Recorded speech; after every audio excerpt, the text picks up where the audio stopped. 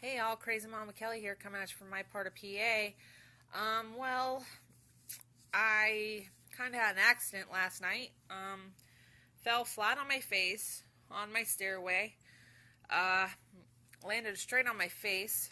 I missed a step on my stairway, and I went to step down, and I forgot I was on a step, and once you know, I landed right on my face.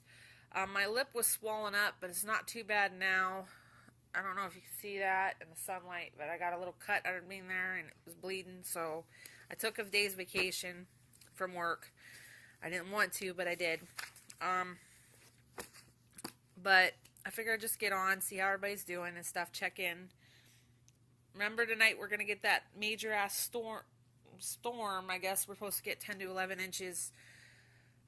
So if you're on the northeastern side of the state, prepare.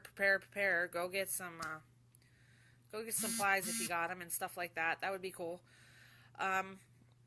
Just stock up and stay warm. That's all you can say. So, in that note, figure I'd just do, since it's close to St. Patrick's Day, and Saint Brigit's Day just passed, for my pagan friends and for my Christian friends. She was actually a pre-Christian goddess at the time in Ireland.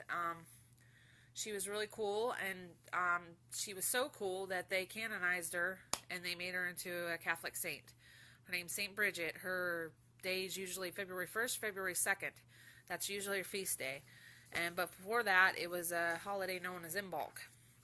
I got this book here. I forgot if I told you or whatever, but I figured since it's March, and it's traditionally everybody thinks of March as, St. Patrick's Day and Irish Day or whatever else, I'd show you. I think I've shown you this book before. I'm not real sure. The Moon in the Well. It has wisdom tales to transform your life, family, and community. It's by Erica Helm Mead. Has a lot of small little ditties in it, little books, little stories, and for just wisdom tales. So I figured I'd bring this one to you, being St. Patrick's Day, close coming up.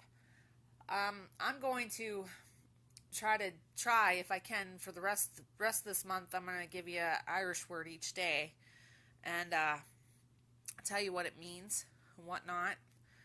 I don't know if I'll start at this video, maybe not. I don't know. We'll see how it goes. But this is the story I'm going to read you today. It's How Brigit Got the Lands for the Poor. It's from Ireland, and it's 603 words, which isn't too bad, so bear with me here. I'll read to you. I'm sure this is not fun for you, but, I figured it would help you out. If you've been with me this far, I like to read stories and whatnot. That's my dog behind me. I don't know if you see her. She's just being a silly puppy. After this, I got things to do. I got to finish story. I got to do things for the women of the house, get it ever cleaned up and stuff. Oh, there you might see Shadow actually on film. Alright, so this is about Brigit, it says. Preceding Saint Brigit of Ireland was a pre-Christian goddess Brigit, whose sacred shrines and holy wells dot the countryside today. Still today. Brigit's fire shrine at Kildare is said to have burnt long and bright, attended by priests until the church fathers deemed it pagan and shut it down in 1220 AD. But living on in the hearts and minds of the Celts, Brigit found her way back into the spiritual life of the people by being canonized as a saint. The old Celtic rituals of Imbolc were celebrated in Brigit's honor each February 1st. Now it's St. Brigit's Day. Okay, this is a story. Long ago in Ireland, there were a few wealthy landowners who owned great tracts of fertile land, while the poor were forced up into the rocky hills to eke out a living from the sparse soil. One year the crops went bad, and the poor could barely scrape together an onion or a carrot for their supper. Brigit went to one of the richest landholders and said, "The harvest is grim this year, and the peasants need your help." The landowner replied, "Ah, Brigit, I'll think on it, but in truth, if the people would only work harder, they surely fend for themselves." A few weeks passed, and the situation grew worse. Brigit went again to the landholder and said, "The peasants have no food. They take to the hills to eat shamrocks and grass. What will you do for them?" "Now, Brigit," said the landowner, "don't be pushy. I'm a busy man. Why is it you're here talking to me when you should be talking to the peasants about what they can do for themselves? I have no time for this. Now be gone with you." Another week passed. The situation grew grave. Bridget went again to the landowner, and in a rage she cried, "You've done nothing to help. Now the children are starving. I demand that you give the land to the poor." Sorry, turning the page. "Well, Bridget," said the landowner, "it couldn't be that bad. You don't look to be starved yourself, nor lacking for warm clothes. 'Tis a fine wool cloak you wear on your back. Let it not be said I'm a stingy man. Here's what we'll do. You go out to the plain, choose any spot, spread your white cloak on the ground, and the plot that it covers I'll donate to the poor." "Tax-free?" asked Bridget.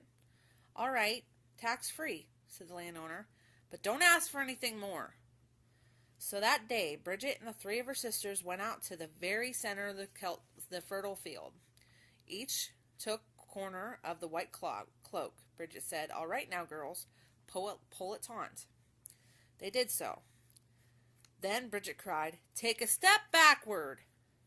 Each of them took a step back, to the north, one to the south, one to the east, and one to the west. And as they did, the cloak expanded. Then Bridget cried, "All right, keep walking."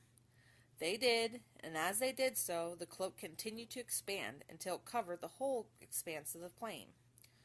That afternoon, as usual, the landholder went up into his tower to look out and survey his lands. At first glance, it looked as if a snow had fallen, like today. Then he saw the rocks above were bare. "The cloak," he whispered. Falling to his knees, he seemed the Providence at work in the matter. When he saw Bridget striding up the walkway, he leaned out the window and cried, "Mercy, Bridget! I'll keep to my word. The whole of the plain belongs to the poor, and I'll throw in 100 bags of oat seed that they may prosper by it." "That's fine for tomorrow," said Bridget. "But what will you do for today?" "For today?" said the landholder. "Why, a feast for today, a feast for all." "What sort of feast?" asked Bridget. "Why, a feast of stews and roasts and composts and mashes and stuffs and jellies and cakes," replied the landowner. "And bags to take home?" asked Bridget. "Why, of course, bags to take home," assured the landowner. "Very well, then," said Bridget. "I'll spread the word." "Aye, Bridget, I'm sure you will, and I don't mind saying that if you spread the word as effectively as you spread the cloak, not a soul will miss this feast." So that story, the wisdom you get from that tale is it can be used for different things. It can be used for generosity. It can be used for women's esteem and empowerment and sacred feminine. It can be used for I can't say that word. For children, fighting for poverty and hunger, and justice and fairness, courage, integrity, and resilience, emotional resilience, and innovation.